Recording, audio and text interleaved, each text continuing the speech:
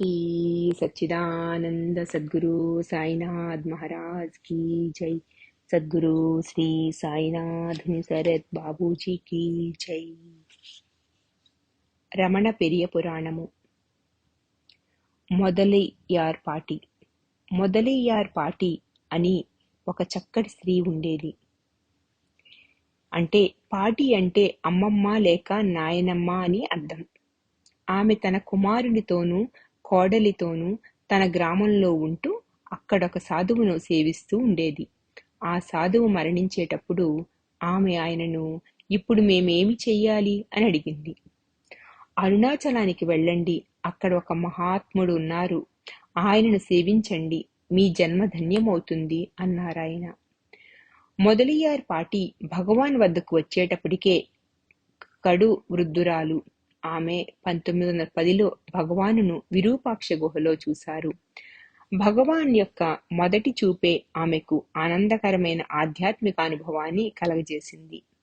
అక్కడికక్కడే ఆమె నా చివరి రోజు వరకు భగవాన్కు భోజనం సమర్పించుకుంటాను అనుకున్నది. వీలైనప్పుడల్లా తన గ్రామం నుండి ధనాన్ని, సరుకులను తీసుకుని వచ్చేవారామె. భగవాన్ సేవ కొరకై తన యావదాస్తిని క్రమంగా అమ్మేశారామె. ఆస్తి మొత్తం హరించుకుని పోయాక బజారులో నువ్వులు తీసుకుని వచ్చి దంచి నూనె తయారు చేసి బజార్లో అమ్మేవారు. వచ్చిన కొద్దిపాటి లాభంతో సరుకులు కొని భగవాన్కు భోజనం తయారు చేసేవారు. భగవాన్ ఒకసారి అన్నారు, నాకు 2 వ్యక్తులంటే భయం. ఒకరు మొదలియార్పాటి, రెండవ వారు రామనాథ బ్రహ్మచారి. ఇందులకి భయం? అది నిజానికి భయం కాదు. నిస్వార్థ సేవకు, సంపూర్ణ శరణాగతికి, అంతులేని భక్తికి ఆయన బానిసయ్యారు.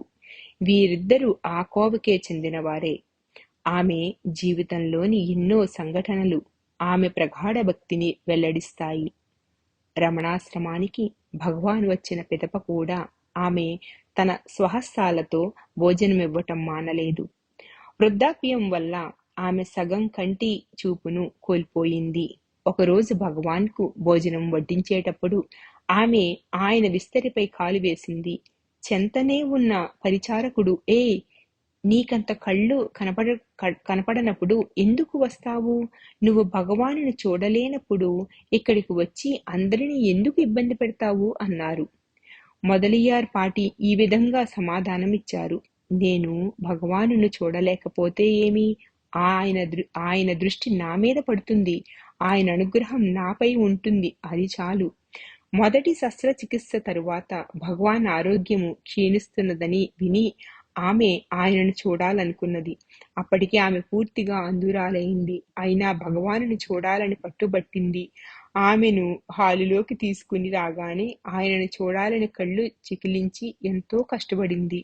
భగవాన్ ఆమెనిలా ఓదార్చారు, అవ్వా, నేను బాగానే ఉన్నాను, నా శరీరము బాగానే ఉన్నది. ఆమెకు పూర్తి తృప్తి కలగలేదు. ఆమె హాలు బయటికి వచ్చి ద్వారం వద్ద నిలబడింది.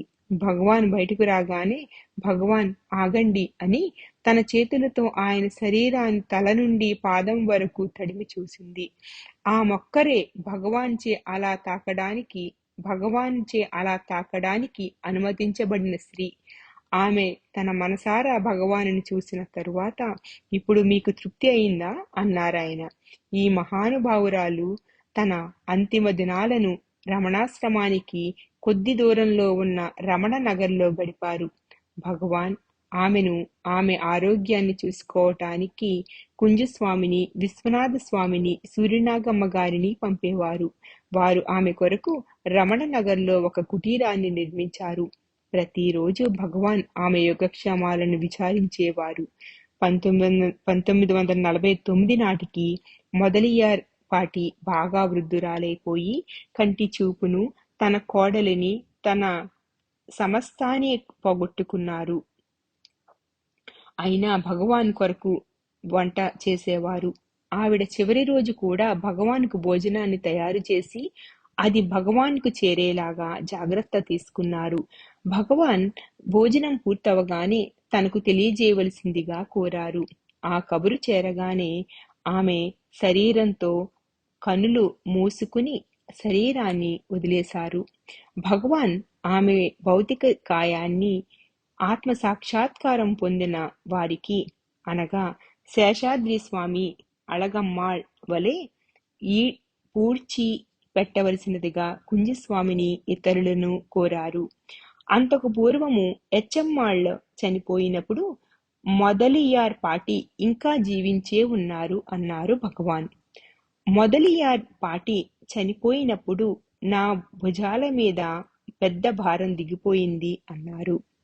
జగజ్జనని అళగమ్మాళ్ రూపం దాల్చి భగవాన్ శరీరానికి జన్మనిచ్చింది.